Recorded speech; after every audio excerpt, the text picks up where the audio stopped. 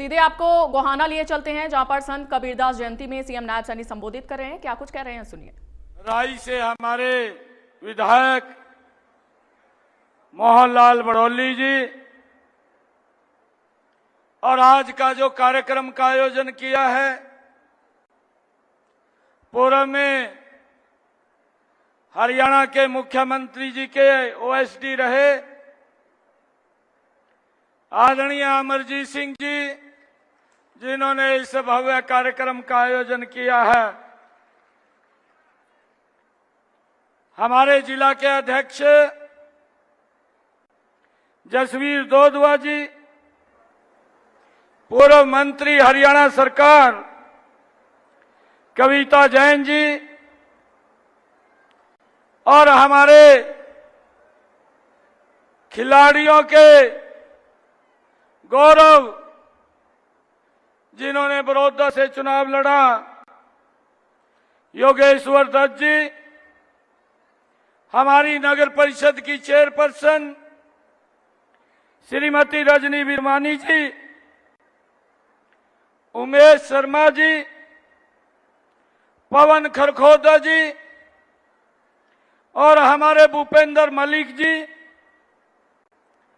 रविंदर दिलावर जी, अजय खुंडिया जी, सुरेश लाठ जी, जो हमारे धानक समाज के प्रधान हैं, और उप प्रधान सुरेश बड़ोता जी, महासचिव अनिल कुमार जी, कोषाध्यक्ष रवि खनगवाल जी, देवेंद्र कुमार जी और हमारे जिन्होंने कबीर की वाणी को साक्षात अपने मुखारविंद से जो हम सब के सामने प्रस्तुत करते हैं। मैं ऐसे जो हमारे पद्म श्री अवार्ड से सम्मानित हैं अनवर खान जी और उनकी पूरी टीम को मैं आज बहुत बहुत बधाई देता हूं, शुभकामनाएं देता हूं। आज कबीरदास जी के इस प्रकाश पर्व के अवसर पर भारी संख्या में आज दूर दराज से यहां पर पधारी मातृशक्ति,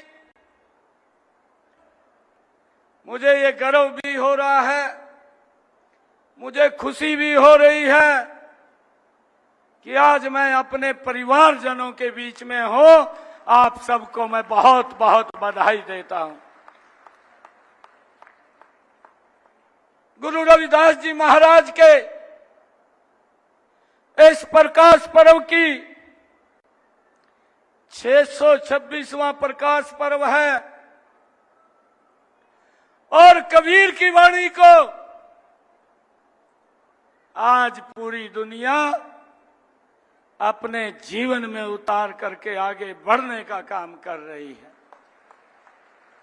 मैं आप सबको इस अवसर के ऊपर बहुत बहुत बधाई और शुभकामनाएं देता हूं। संत कबीरदास जी महाराज, जिनका पूरा जीवन समाज में फैले हुए अंधविश्वास, जात पात और रूढ़िवादी परंपराओं को समाप्त करने के लिए जिन्होंने अग्रणी भूमिका निभाई है, आगे आकर के उनका विरोध किया है ताकि एक स्वच्छ समाज की परिकल्पना हो सके। ये कबीरदास जी महाराज का जो सोच थी, उस सोच को आज की हमारी सरकारें, आदरणीय नरेंद्र मोदी जी और हमारी डबल इंजन की सरकार, उसको धरातल के ऊपर उतारने का लगातार प्रयास कर रही है। मुझे खुशी है कबीरदास जी की जो वाणी है, एक एक शब्द उनकी वाणी का हमें कुछ करने की प्रेरणा देता है, हमें आगे बढ़ने की प्रेरणा देता है। कबीरदास जी महाराज की वाणी में उन्होंने कहा, कबीरा खड़ा बाजार में मांगे सबकी खैर, ना काहू से दोस्ती ना काहू से बैर। यह गुरु रविदास जी की ही वाणी है। यह गुरु रविदास जी की वो अमृत वाणी है जिसको हम अपने जीवन में उतार करके आगे बढ़ने का काम कर रहे हैं। जो हमारी संस्कृति भी है, जो हमारे संस्कार भी हैं, वसुदेव कुटुंबकम, इस परंपरा को आगे बढ़ाने का काम एक संत कबीरदास जी महाराज ने भाइयों किया है। मुझे इस बात की खुशी है, मुझे ये भी खुशी है कि गुरु रविदास हमारे कबीरदास जी महाराज जो सर्वधर्म संभाव के प्रतीक के रूप में जिनका जीवन रहा है, हमारे देश में विभिन्न संप्रदायों, जातियों और धर्मों को मानने वाले लोग रहते हैं। उन सब के लिए संत कबीरदास जी का संदेश भगवान सबके हृदय में वास करते हैं। इसलिए हमें मानवता से प्रेम करना चाहिए। हर मनुष्य हरि का ध्यान करके अपने हृदय को निर्मल कर ले तो वह भी हरिमय हो जाता है। कबीरदास जी ने कहा है, उनकी वाणी है कि कबीरा मन निर्मल गया, कबीरा मन निर्मल भया, जैसे गंगा नीर, पाछे पाछे हरि फिरे, कहत कबीर कबीर। यह कबीरदास जी की ही वाणी है, यह हमें संदेश देती है। परंतु जब मैं देखता हूं कबीरदास जी की इस वाणी को कि समाज के अंदर जो हमारे महापुरुष हैं, आज इस प्रकार के भी लोग जो उन महापुरुषों को, आज मैं ये कहना चाहूंगा, दुर्भाग्य से आज भी महापुरुषों के नाम पर राजनीति, स्वार्थ की एक ऐसी धारा खड़ा करने का प्रयास किया जा रहा है जो समाज को तोड़ने का प्रयास कर रही है। ऐसे राजनेताओं ने संविधान निर्माता बाबा डॉक्टर भीमराव अंबेडकर जी, जो भारत रत्न के सम्मानित भारत रत्न गौरव डॉक्टर भीमराव अंबेडकर जी के दर्शन को भी नहीं बख्शा है, जिन्होंने हमें देश का संविधान दिया, एक नागरिक के तौर पर सभी को बराबरी का अधिकार दिया। उन्होंने संविधान बदलने का दुष्प्रचार करके ऐसा दिखावा किया कि संविधान को भी बदला जा रहा है। इस प्रकार का दुष्प्रचार, जबकि मैं आज संत कबीरदास जी, आज उनका प्रकाश पर्व आज पूरे हर्षोल्लास के साथ हम सब मना रहे हैं। भाइयों, संविधान कोई एक किताब मात्र नहीं है, बल्कि ये भारत माता की आत्मा है। यदि ये आत्मा बदल दी जाए तो देश बचेगा नहीं। किस प्रकार का ये लोग ये दुष्प्रचार करके लोगों को बरगलाने का काम करते हैं। मुझे ये बताते हुए कि कुछ राजनीतिक दलों को समाज में शांति और विकास नहीं, ले अंदाजा ही नहीं है कि संत कबीर, महात्मा गांधी व बाबा साहेब को मानने वाले हमारे देश का मूल स्वभाव क्या है, उनको आज तक इस बात के बारे में मालूम नहीं है। कबीर जी ने बिना किसी लाज लिहाज के रूढ़ियों पर सीधा प्रहार किया था। मनुष्य मनुष्य के बीच भेद करने वाली हर व्यवस्था को चुनौती दी थी। जो दबा कुचला था, जो वंचित था, जो जिसका शोषण किया जाता था, कबीर उसको सशक्त बनाना चाहते थे। वे उसको याचक बनाकर नहीं रखना चाहते थे। व्यक्ति आगे बढ़े, इन रूढ़ियों से वो आजाद हो, ये कबीर जी की ही एक सोच थी, जिन्होंने इस देश को एक रास्ता दिखाने का काम किया है। मुझे ये भी खुशी है कि हमारी सरकार ने जो संत महापुरुष विचार सम्मान प्रसार समिति बना करके, ये ऐसी सरकार है जिन्होंने इन महापुरुषों को सम्मान देने का काम किया है। मित्रों, भाइयों, मैं आपको बताना चाहता हूं, इतने लंबे समय से देश और प्रदेश के अंदर उन महापुरुषों को, जिन्होंने इस समाज को एक रास्ता दिखाने का काम किया, कभी भी उनको इस प्रकार से लोगों के बीच में जाकर के, समाज के बीच में जाकर के उनकी कभी सोच नहीं रही कि उनको सम्मान दिया जाए। परंतु ये सम्मान, ये हमारी सरकार ने जन जन तक पहुंचाने का आज काम कर रही है। मुझे खुशी है इस योजना के माध्यम से, चाहे भगवान वाल्मीकि जी महाराज की जयंती हो, चाहे गुरु नानक देव जी की जयंती हो, चाहे गुरु तेग बहादुर जी की जयंती हो, चाहे महर्षि कश्यप जी की जयंती हो, गुरु रविदास जी महाराज की जयंती हो, चाहे गुरु गोरखनाथ जी महाराज की जयंती हो, और चाहे डॉक्टर भीमराव अंबेडकर जी की जयंती हो, आदरणीय हमारी सरकार ने उन महापुरुषों की जयंतियों को लगातार मनाने का काम ये हमारी सरकार कर रही है।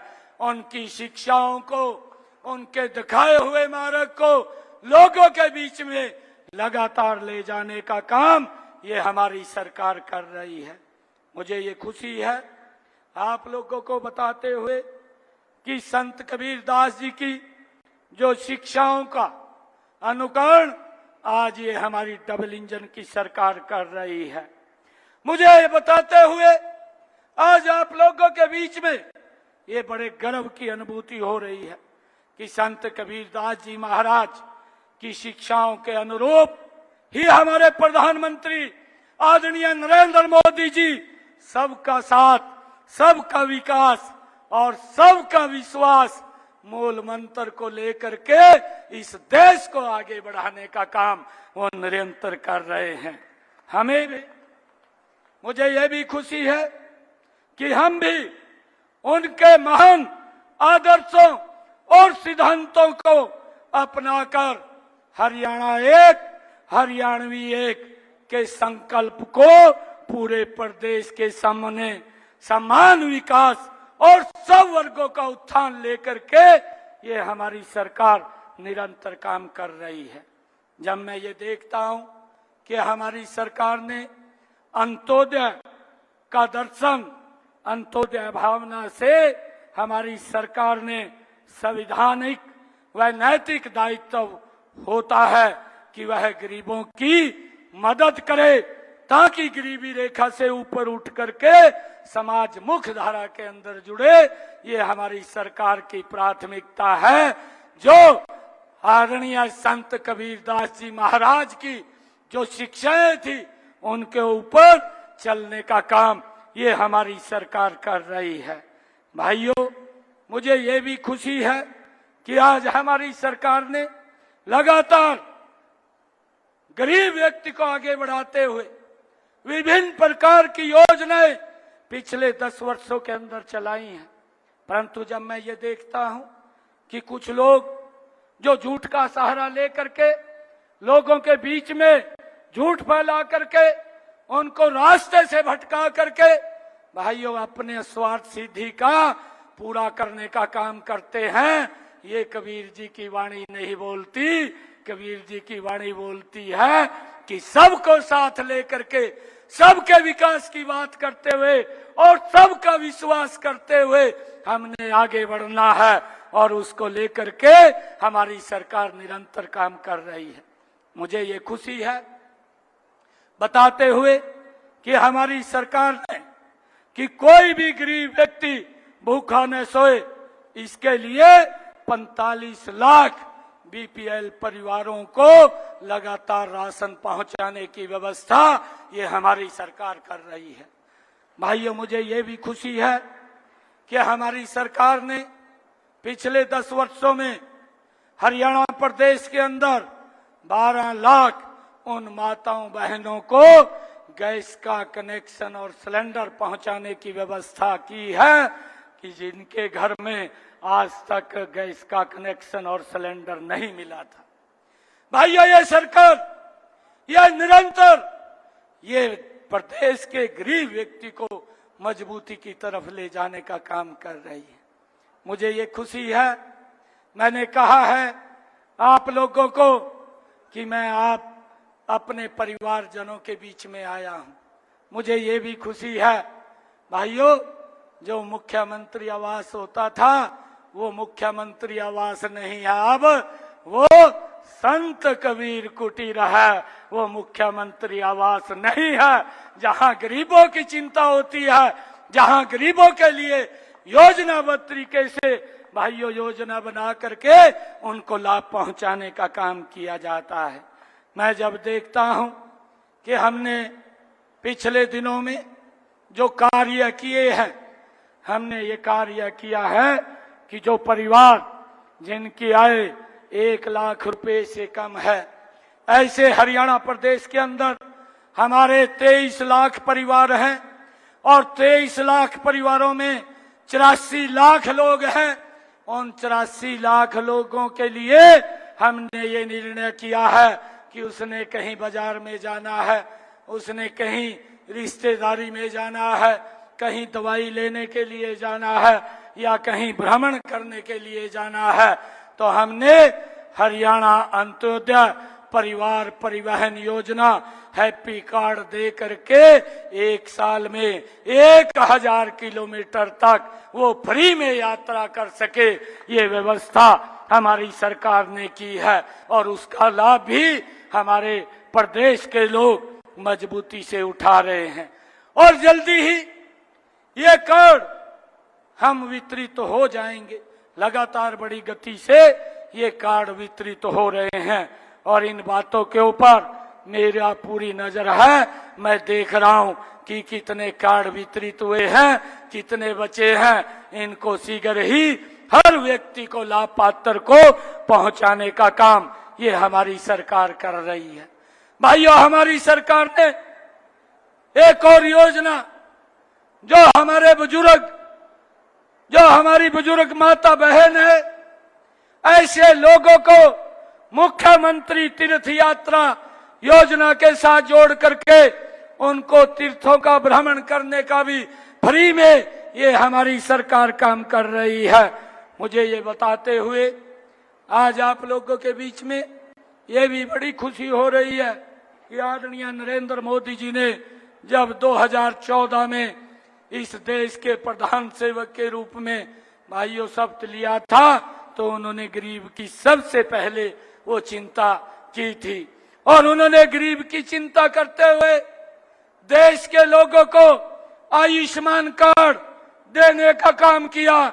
और हमारे हरियाणा के अंदर आदरणीय मनोहर लाल जी प्रदेश के मुखिया के तौर पर काम कर रहे थे, उन्होंने उस योजना को और विस्तार रूप देते हुए चिरायु जोड़ करके 5 लाख रुपए का व्यक्ति को अधिकार दिया कि वो किसी भी हॉस्पिटल में अगर दुर्घटनावश दिक्कत आ जाए तो अपना इलाज करा सकता है।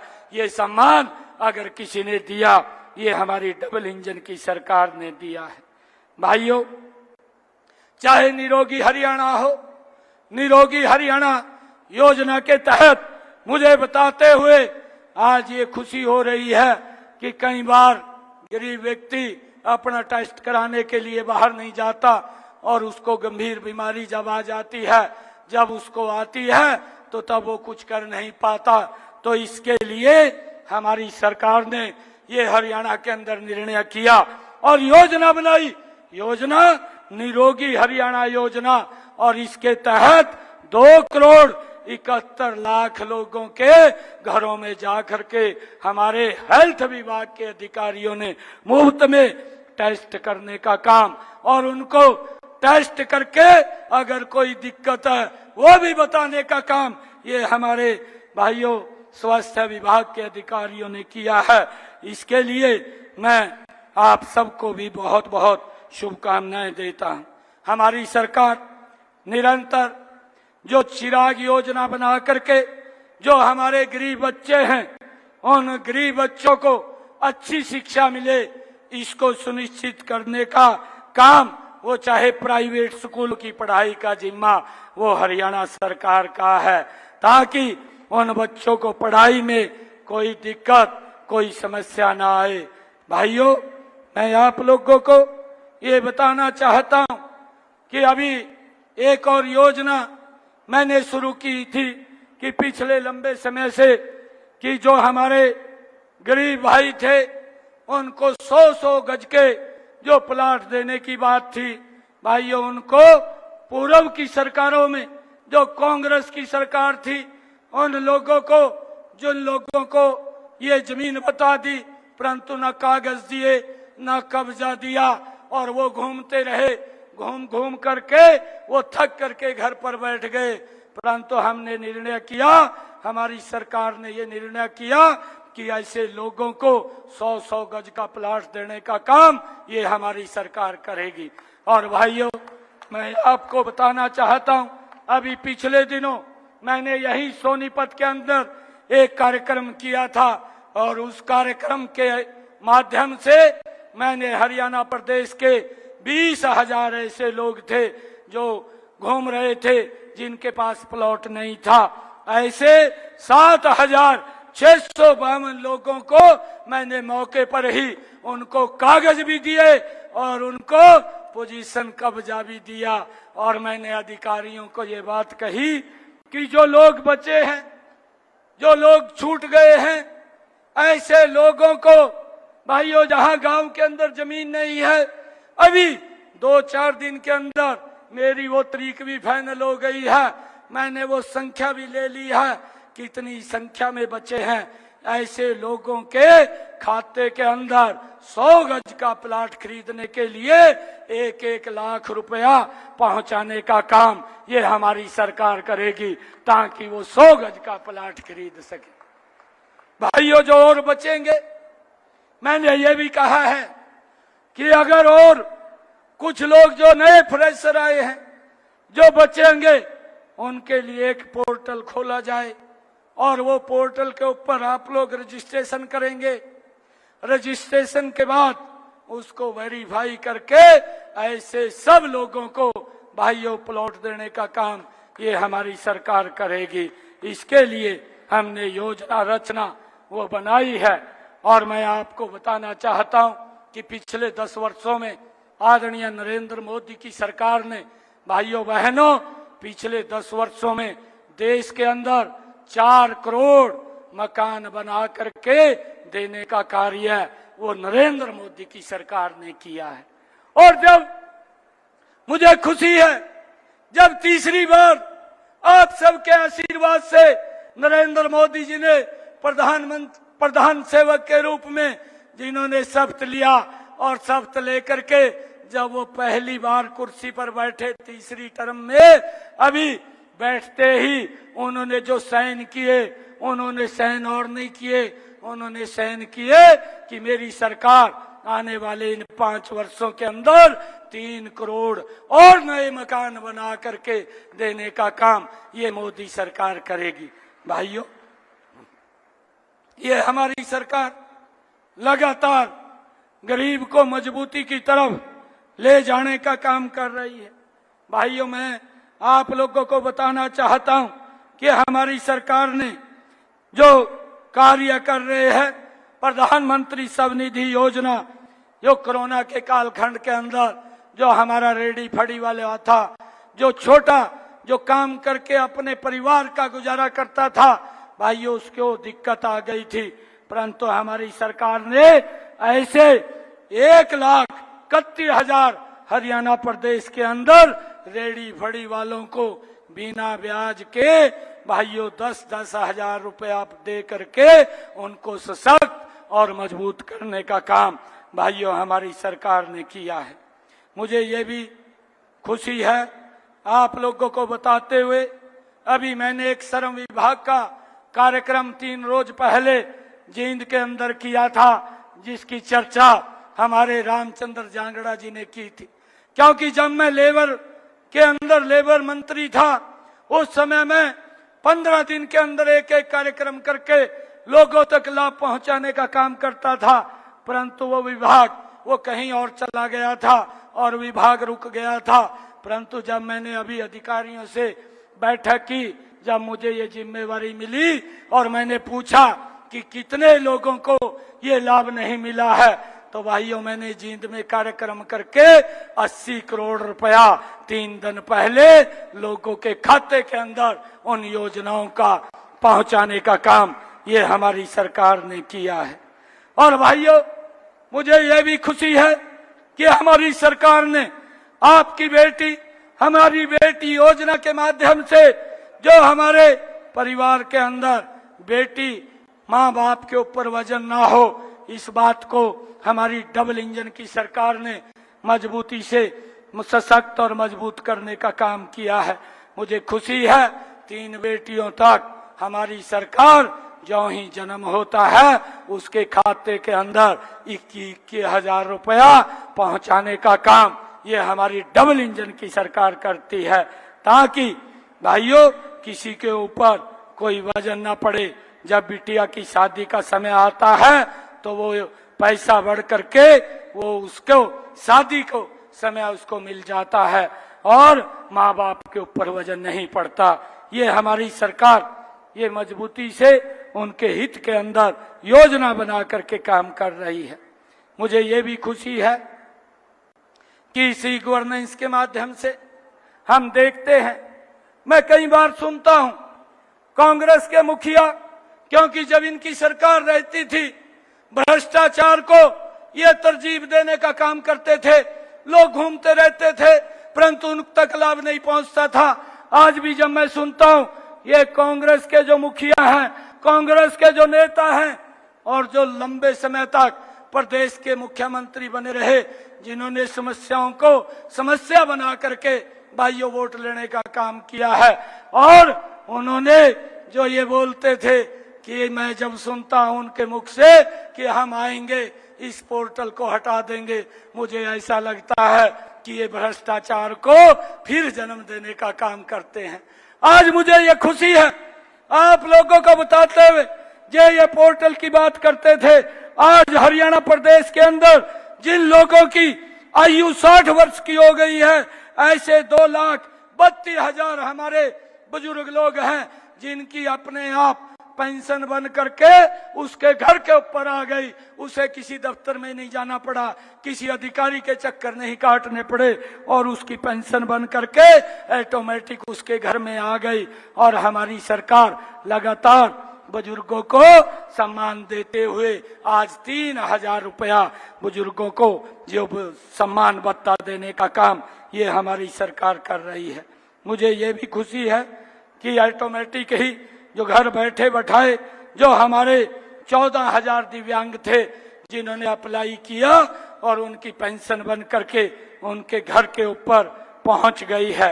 और मुझे ये भी खुशी है कि हमने ये निर्णय लिया, हमारी सरकार ने, जो 40 वर्ष की आयु से अधिक जो हमारे विधुर हैं, जिसके घर के अंदर, जिसके परिवार में कोई दुर्घटना हो गई है और बच्चे भी हैं, ऐसे लोगों को हमने 45 वर्ष से अधिक आयु के लोगों को, उनको भी पेंशन के साथ जोड़ करके 3,000 रुपया उन तक भी पहुंचाने का काम ये हमारी सरकार कर रही है।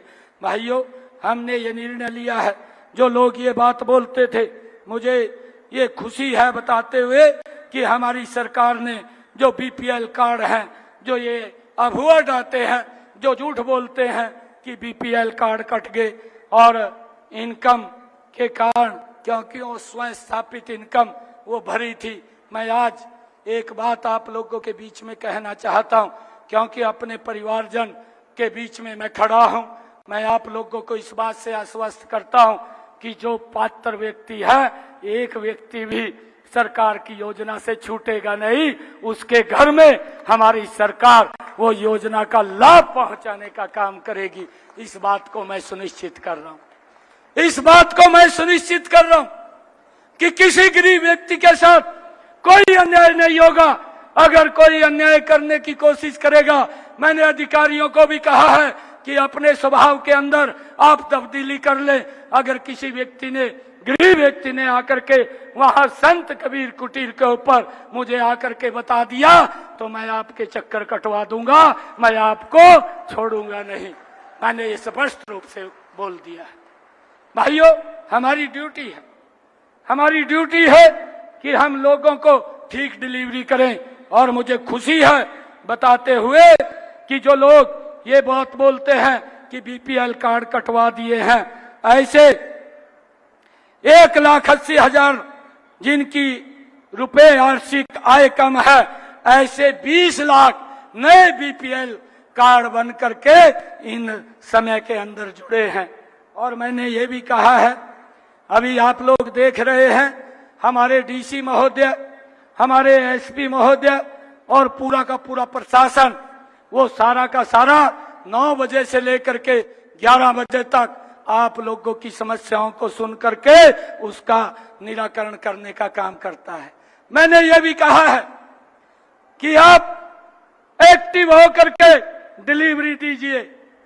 अधिकारियों को शाबाशी मैं दूंगा, परंतु अगर वो डिलीवरी में दिक्कत आई, क्योंकि मैं देख रहा हूं, मैं हर रोज 22 के 22 जिलों की रिपोर्ट लेता हूं, मैं देख रहा हूं, मुझे ये भी ध्यान में कहां कहां दिक्कतें आ रही हैं।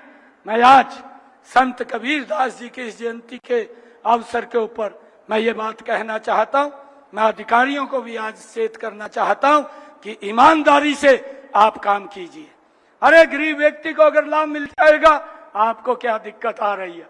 ये हमारी सरकार, ये मोदी की सरकार, ये डबल इंजन की सरकार, इसने कमिटमेंट किया है कि जो लाभ पात्र व्यक्ति है उसको समाज की मुख्यधारा के अंदर जोड़ना, ये हमारे जीवन का ध्येय है। और ये ध्येय ये संत कबीरदास जी महाराज का था। उस रास्ते को आगे बढ़ाने का काम ये हमारी सरकार कर रही है। भाइयों, मैं ध्यान कर रहा हूं, मैं आज यहीं से बोल रहा हूं कि मैं जहां जहां से मेरे पास शिकायतें आ रही हैं, मैं अधिकारियों को कहना चाहता हूं कि आप गंभीरता से उन लोगों की समस्याओं को सुन करके उसका समाधान निकालिए। मैं चंडीगढ़ में बैठा हूं, अगर आपके पास समस्या का समाधान नहीं है तो मेरे पास भेज दीजिए, मैं उसका बैठ करके समाधान निकाल दूंगा। किसी की भी, भाइयों, किसी की भी चाहे इनकम ज्यादा है, आप अगर वो इनकम उसकी स्वस्थापित भरी थी, अगर ज्यादा भरी गई है तो उसको कम कर दीजिए। मैंने कहा है उससे आप लिखवा करके ले लीजिए, उसकी अपने आप लिख करके कागज पर दे देगा कि मेरी इतनी इनकम है, और जब इतनी इनकम वो बता रहा है तो आपको कोई दिक्कत नहीं होनी चाहिए। और उसको लेकर के हम लगातार काम कर रहे हैं। आज प्रदेश और देश नरेंद्र मोदी जी के नेतृत्व में मजबूती से आगे बढ़ रहा है। मैं आज आप लोगों को एक और बात कहना चाहता हूं, क्योंकि मैं जब से हरियाणा प्रदेश के मुखिया के तौर पर आदरणीय नरेंद्र मोदी जी ने, आदरणीय मनोहर लाल जी ने मुझे बैठाया है। भाइयों, उसी दिन से कांग्रेस के नेताओं का पेट खराब हो गया। कभी वो बोलते हैं कहा भाई अल्पमत में है, इसको त्याग पत्र दे देना चाहिए।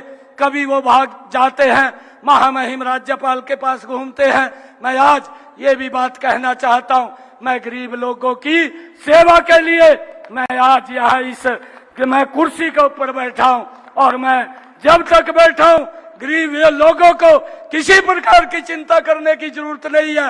मेरी सरकार उन तक लगातार लाभ पहुंचाने का काम करती रहेगी। और भाइयों, अगर कोई दिक्कत परेशानी आ जाए, कोई अधिकारी ना सुन रहा हो, तो संत कबीर कुटीर के दरवाजे खुले हैं, बंद नहीं है। भाइयों, आप वहां आ सकते हैं, आप बता सकते हैं मुझे आकर के।